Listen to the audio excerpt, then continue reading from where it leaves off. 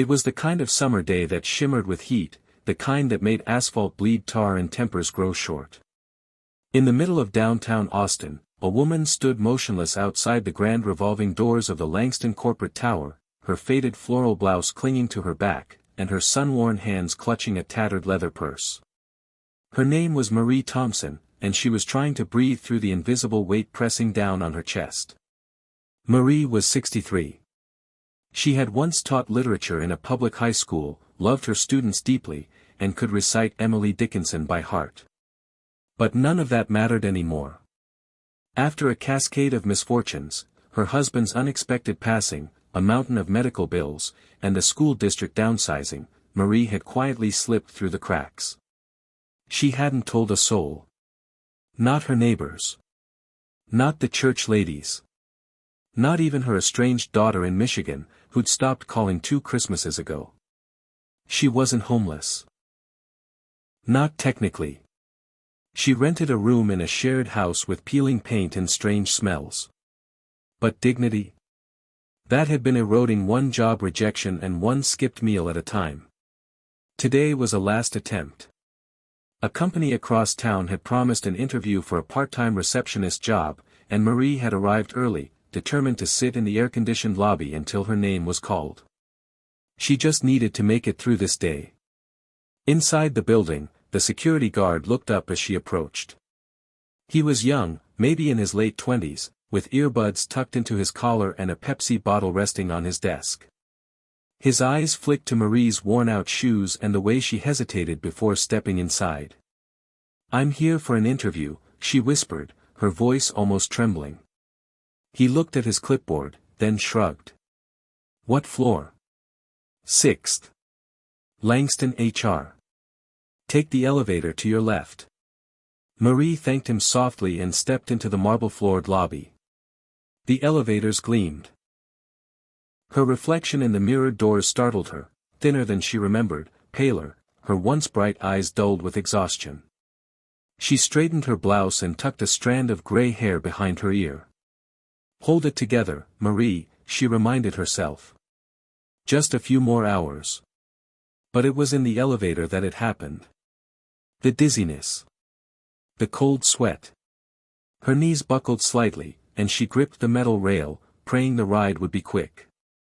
She hadn't eaten since yesterday afternoon, a dry packet of crackers and half an apple, and her body was rebelling.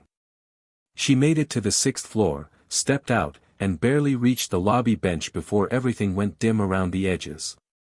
A few people walked by. One woman glanced her way but kept going. A man in a sharp blue suit gave her a disapproving look as if she were some vagrant who had wandered in. And then, someone stopped. "Ma'am, are you okay?" The voice was soft but firm.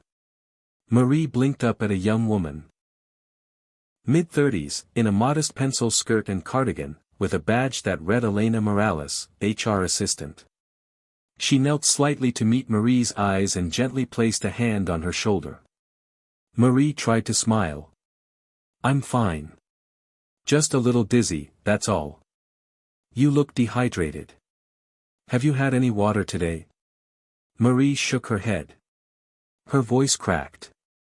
I didn't want to ask." Elena didn't hesitate. She rose quickly and disappeared around the corner. Within a minute, she was back with a cold bottle of water and a paper cup. She opened the bottle and poured it for her. Marie took the cup with trembling hands and drank slowly, trying not to gulp.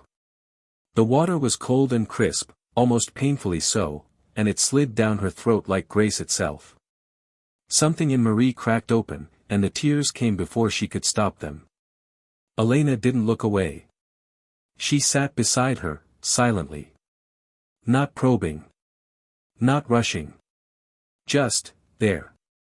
Marie wiped her eyes. "I didn't mean to fall apart. I just didn't want to embarrass myself. Not here. Not again." Elena looked at her with a quiet kindness. "You didn't. You showed up. That takes strength."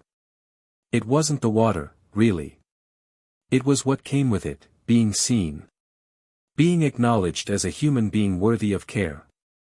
That single glass of water saved more than just her day. It saved what little pride Marie had left clinging to her spirit. What happened next was something Marie could never have predicted. Elena insisted she sit for a few more minutes and then helped her up gently.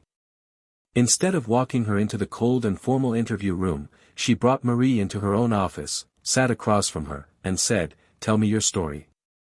Not your resume. You." What began as a recount of jobs and schools unraveled into something deeper: loss, loneliness, the quiet fight to stay afloat in a world that moves too fast for the ones left behind. Elena listened. Not out of pity, but out of genuine interest. "I was raised by my grandmother," Elena eventually shared.